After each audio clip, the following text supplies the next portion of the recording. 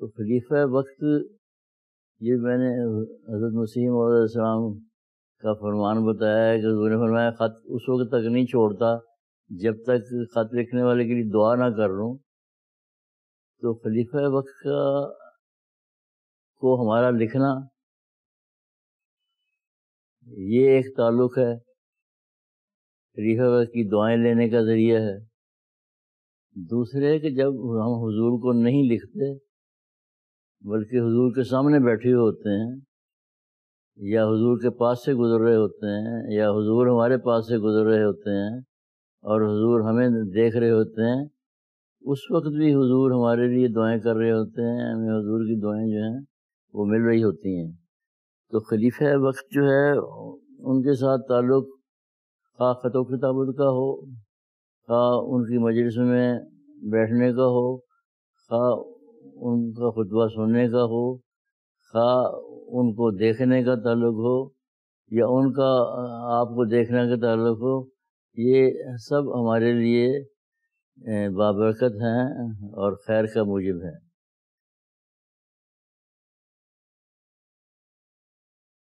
سیدنا حضرت خلیفۃ المسیح الثالث رحمہ اللہ نے خدام الاحمدیہ کی ایک تقریب کے دوران خطاب فرماتے ہوئے مکرم چودھری حمید اللہ صاحب کے اوصاف حمیدہ کا ان الفاظ میں ذکر فرمایا: مجھے خوشی ہوئی ہے کہ ایک لمبے عرصے کے بعد ایک ایسے مخلص اور بے نفس نوجوان صدر بنے ہیں جن کا جسمانی رشتہ حضرت مسیح موعود علیہ السلام سے نہیں، اور لیکن جو اللہ تعالیٰ کی توفیق سے اس ذمہ داری کو نبھانے کی اہلیت رکھتے ہیں.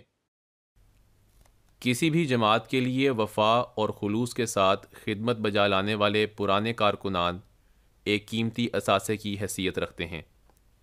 جماعت احمدیہ کو بھی اللہ تعالیٰ نے ایسے واقفین زندگی عطا کیے جو اپنی ساری زندگی سلسلہ الہیہ کی اشاعت اور سربلندی میں گزارتے ہوئے آسمان احمدیت کے درخشندہ ستارے بنتے رہے. انہی نایاب وجودوں میں ایک نام چودھری حمید اللہ ہے. عرصہ 66 سال سے سلسلے کی خدمت بجا لا رہے تھے. خلافت سے بے انتہا اخلاص و وفا کا تعلق رکھنے والے اور انتظامی امور کو باریک بینی سے دیکھنے والے انسان تھے.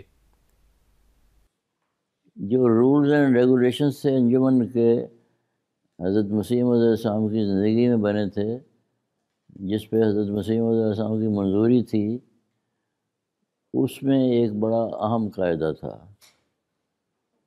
وہ قاعدہ یہ تھا کہ صدر انجمن احمدیہ کے تمام معاملات کے بارے میں حضرت مسیح موعود علیہ السلام کا حکم قطعی اور ناطق ہوگا. In all matters pertaining to Sadr Anjuman Ahmadiyya, the decision of the Promised Messiah alayhi salam shall be absolute and final. تو اس قاعدے کی روشنی میں آگے جماعت میں اب یہ قاعدہ بنا ہوا ہے کہ خلیفۃ المسیح کا حکم قطعی اور ناطق اور فائنل ہے تمام جماعتی معاملات میں. آپ نے بطور لیکچرار ریاضی تعلیم الاسلام ہائی اسکول، ناظر دارالضیافت، افسر جلسہ سالانہ، صدر مجلس خدام الاحمدیہ مرکزیہ، صدر مجلس انصار اللہ پاکستان، وکیل اعلیٰ و صدر مجلس تحریک جدید انجمن احمدیہ کے علاوہ دیگر اہم جماعتی منصبوں پر خدمت کی توفیق پائی. آپ گزشتہ 38 سال سے وکیل اعلیٰ تحریک جدید انجمن احمدیہ پاکستان کے طور پر خدمت کی توفیق پا رہے تھے. بعض دفعہ نصیحت کی بھی ضرورت نہیں ہوتی، عمل خاموشی سے نصیحت کر رہا ہوتا ہے. تو جو تعلیم ہے اسلام کی، حضرت مسیح موعود علیہ السلام کی، اس کی طرف توجہ بھی لائیں لیکن خود عمل کریں، تاکہ بہت سے لوگ سن کر، بہت سے لوگ آپ کا عملی نمونہ دیکھ کر ہدایت پائیں. آپ کے والد محترم بابو محمد بخش حضرت مسیح موعود علیہ السلام کی کتب کے مطالعہ کے بعد ایک خواب کے ذریعے حضرت خلیفۃ المسیح الثانی نور اللہ مرکزہ کے ہاتھ پر 1929 میں بیعت کر کے احمدیت میں شامل ہوئے۔ مخالفانہ حالات کی وجہ سے آپ کا گھرانہ 1932 میں قادیان منتقل ہو گیا۔ آپ کی پیدائش 4 مارچ 1934 کو قادیان میں ہوئی۔ جہاں تک میری ذات کا تعلق ہے، میری پیدائش قادیان میں ہوئی۔ قادیان ایک چھوٹا شہر تھا، اور جہاں حضرت خلیفۃ المسیح ثانی رضی اللہ تعالیٰ تشریف لے جاتے تھے، ہم بچے جو ہیں وہ پہنچ جاتے تھے۔ اور اگر بچپن کی وجہ سے باتوں کی سمجھ میں نہیں آتی تھی، کم سے کم حضور کو دیکھنے کا موقع ملتا تھا، یا حضور کو ہمیں دیکھنے کا موقع ملتا تھا، یا مصافحہ کرنے کا موقع ملتا تھا۔ آپ نے تعلیم الاسلام اسکول قادیان سے ابتدائی تعلیم حاصل کی۔ قادیان میں جو اسکول تھا وہ ہمارے گھر کے سامنے تھا، سڑک پار کرو تو آگے اسکول تھا۔ تو اسکول میں داخل ہوا، میرے خیال 5 سال کی عمر تھی۔ جن استاد نے داخل کیا ان کا نام بشیر احمد صاحب وینس مرحوم ہے۔ تقسیم ملک کے بعد وہ آباد ہو گئے تھے شد مردان میں،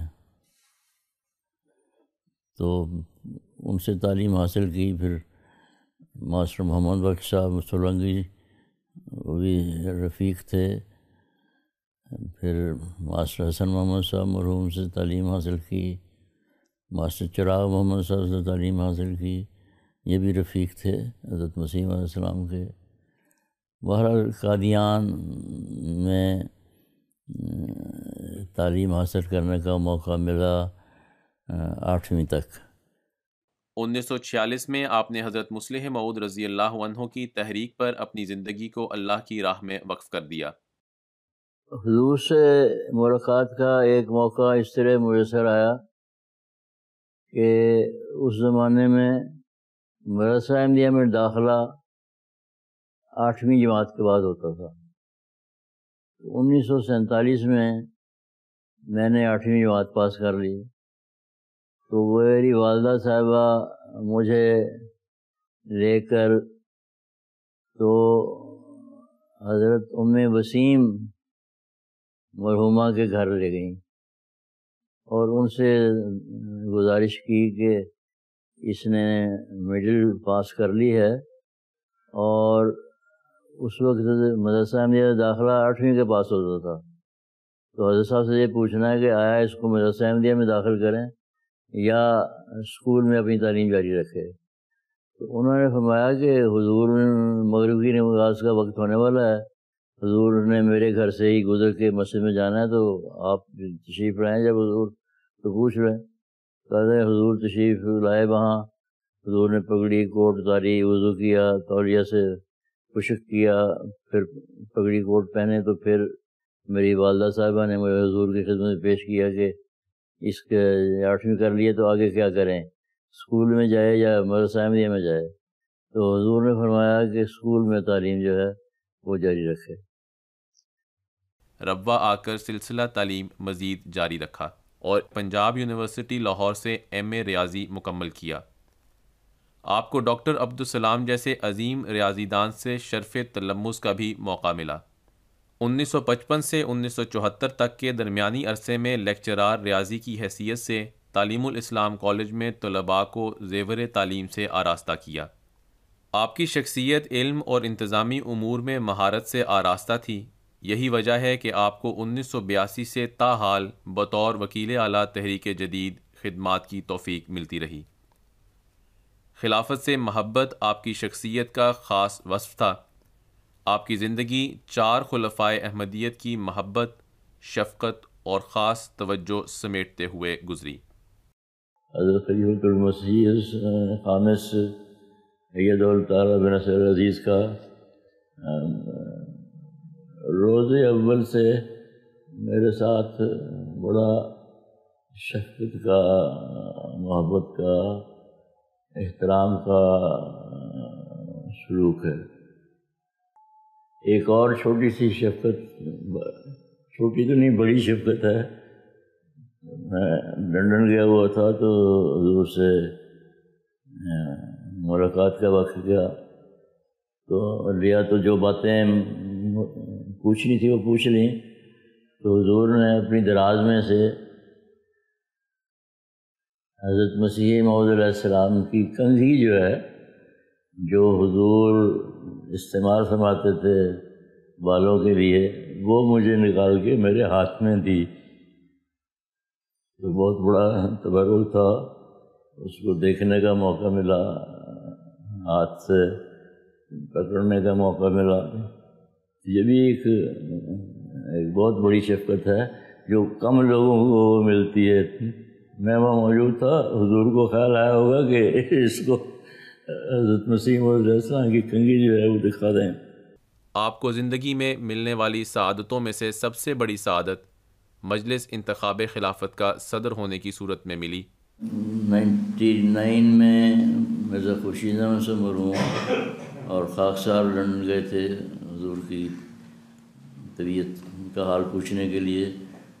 کچھ ہمیں تھوڑی سی الجھن بھی تھی کہ حضور یہ نے پوچھے بغیر ایسے کہاں گئے ہو. یہ حضور نے پوچھا بلکہ اپنی بیماری کا حال وغیرہ بتایا. جب یہ قواعد بہت سی کارروائی تھی ان کی، پہلے ڈرافٹنگ تھی، پھر جہاں ایک شورا ربے میں مقرر کرنی تھی، پھر اس شورا نے قواعد کو دیکھا، اس نے سب کو ریکمینڈ کیا، پھر حضرت صاحب نے اوکے کیا، پھر یہاں آیا کہ انجمن میں بطور ریزولوشن ریکارڈ ہو. تو جب ہم واپس آنے لگے تو حضور نے ایک بات فرمائی کہ الہی تقدیر آپ کو لے کے آئی ہے. دوسرے جب ہم گئے تو قواعد زیر غور تھے، تو حضور نے فرمایا کہ اللہ تعالیٰ نے مجھے بتایا کہ ابھی کچھ وقت باقی ہے. 99 میں حضور نے بتایا کہ اللہ تعالیٰ نے مجھے بتایا کہ ابھی کچھ وقت باقی ہے. حضور کی وفات اس کے 4 سال بعد ہوئی. واقفین زندگی سے آپ کا ایک خاص تعلق تھا. انہیں گاہے بگاہے ان کی ذمہ داریوں سے آگاہ فرمایا کرتے تھے. ہمیشہ خلافت احمدیہ سے محبت، اخلاص، وفاداری اور خلیفہ وقت کے ہر حکم پر من و عن سر جھکانے کا درس دیا کرتے تھے. حج کے دن بنیاد رکھی گئی مسجد مبارک کی، اور ابراہیمی دعائیں بیت اللہ کی تعمیر کے بعد جو حضرت ابراہیم علیہ السلام نے کی تھی ان کو بار بار دہرایا گیا اور دہرانے کی تاکید کی گئی. بنیاد کس ترتیب سے رکھی گئی وہ آپ کو ذہن نشین کروانا چاہتا ہوں.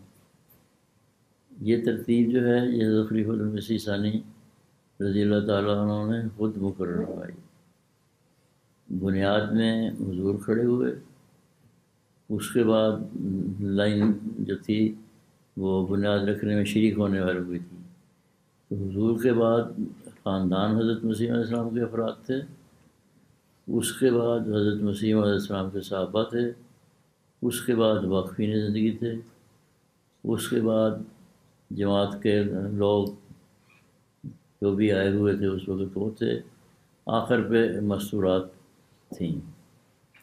تو جو کنکریٹ کی مکسنگ ہے وہ جب ہو جاتی تھی تو عورتیں اس کو پاس آن کرتی تھیں مردوں کو.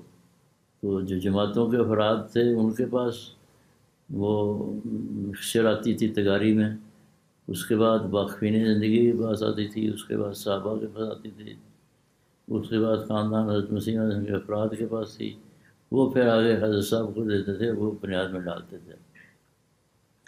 اس میں جو بات میں آپ کے پوائنٹ آؤٹ کرنا چاہتا ہوں وہ یہ ہے کہ حضور نے واقفین کو صحابہ کے بعد کھڑا کیا. تو واقفین کا جو مقام ہے وہ ان کو بتایا کہ ساری جماعت جو ہے وہ ادھر پیچھے کھڑی ہے، تم صحابہ کے قائم مقام ہو، اس کو یاد رکھنا ہے. آپ ایک نفیس طبیعت، شریف النفس ہستی، خاموش طبع لیکن نہایت محنت اور جاں فشانی اور باریک بینی سے مفوضہ امور بجا لانے والے واقف زندگی تھے. اللہم نور مرقدہ وادخلہ فی اعلیٰ علیین.